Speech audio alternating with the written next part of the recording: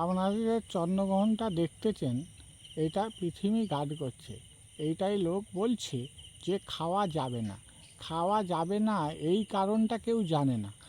এই কারণ হচ্ছে সূর্যকে যদি গার্ড করে দেয়, তাহলে আমাদের পৃথিবীতে হাওয়াতে বেশি দূষণ হয়ে যায়, মানে জীবাণু বেশি হয়।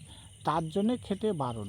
ওটার মধ্যে যদি আপনারা যদি তুলসী পাতা দিয়ে খান, যদি তুলসী পাতা দিয়ে রাখেন, তাহলে সব সময় খাওয়া যাবে। আর ওরা বলছে যে খাওয়া যাবে না, ওটা ফেক, ওটা ওদের সুবিধা ওরা বুঝছে। ঠিক আছে, খাওয়া সব সময় যাবে, জীবাণুটা বেশি হয়ে যায়, যাতে সূর্য হচ্ছে জীবাণু নাশক। মানে যত জীবাণু আছে সূর্য থাকলে নাশক হয়।